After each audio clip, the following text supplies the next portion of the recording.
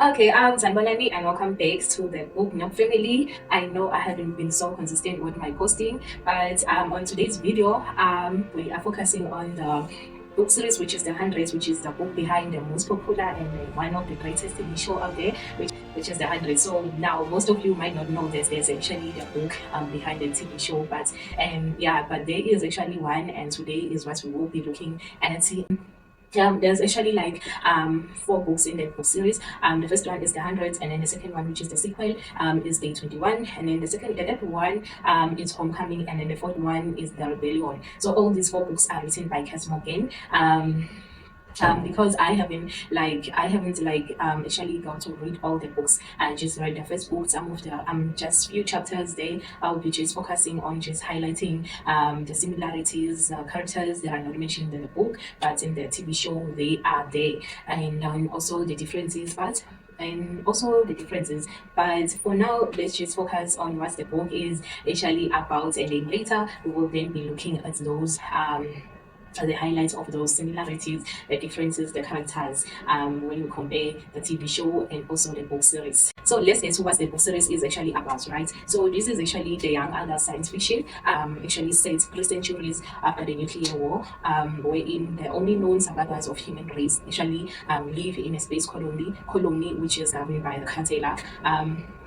The reason why they are actually living in a spaceship is because they once lived in the Earth, but then they were forced to leave the Earth because of the nuclear war, and then now they had to go and live in a space consisting of satellites in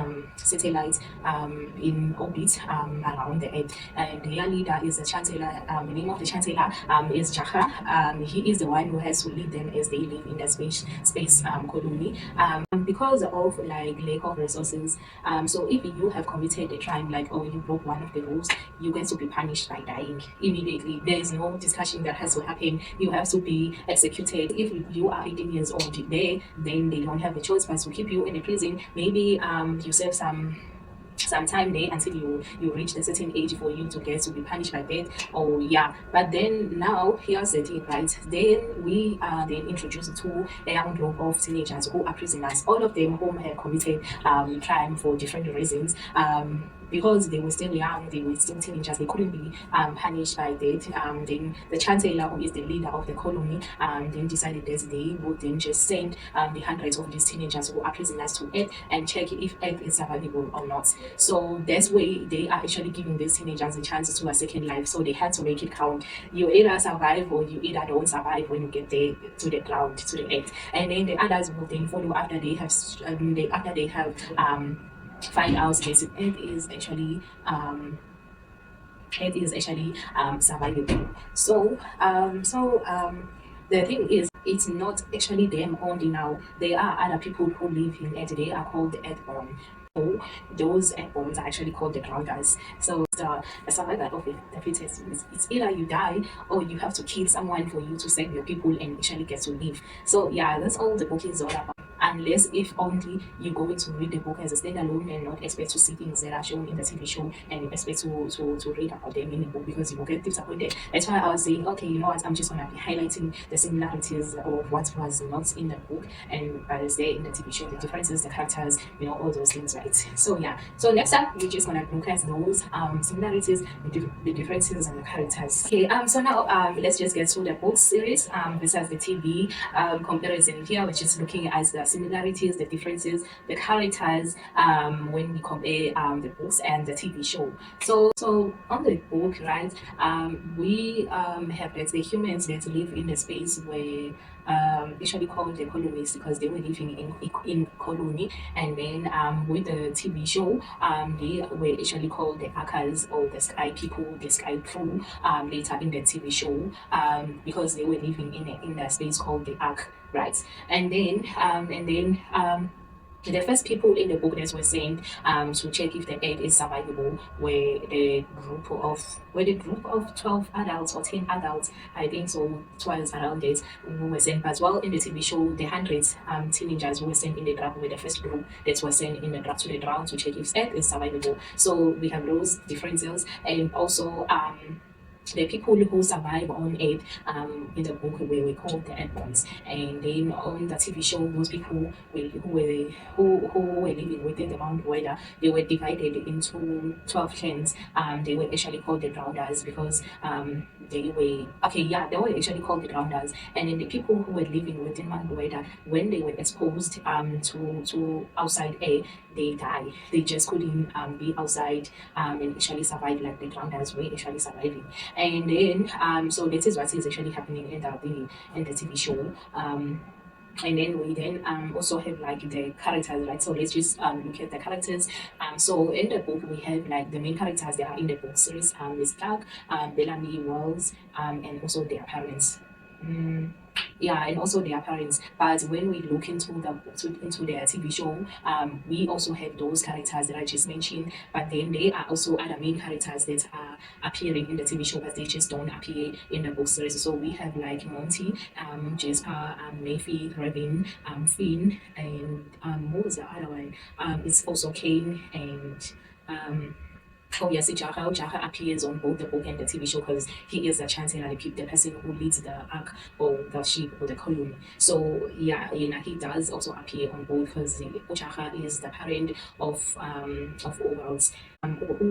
Wells actually, Wells in the book, he is the ex-boyfriend of Clark. They actually had a romantic relationship, but when we look at the book at the TV show, Wells is actually the best friend of Clark. He is not the ex-boyfriend of Clark, and also yeah, he is not the ex-boyfriend as he is in the book series. And then also there's Wells and Bellamy. They are half brothers in the book. Yeah, they are actually half brothers in the book because Bellamy's father is Chancellor. Chancellor is the father of Wells. So they are basically half brothers. And then also Bellamy also has like the half sister who is Octava. Octava is actually she was actually punished for being born actually because there was this rule that every parent is supposed to have one child. Then if you have a second child, then you get to be punished by being executed, right? So then they discovered that Octava being born after she was 15 years old because they were hiding her under the table.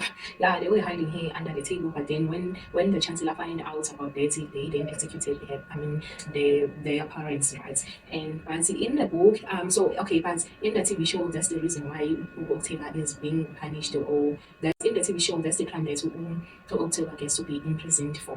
Because in the book series, the crime that she is being punished for is that she stole the drugs. In the book series, Octava is actually the drug addict. Yeah, is a drug addict. And in the TV show, that's actually not the case. In the TV show, they are friends, both Utlaki and him. They are best friends. But in the book series, they have a romantic relationship that develops there, which is not the case in the TV show. And I know most people wanted them to be together, but then they just didn't want that to happen for some good reason. Yeah.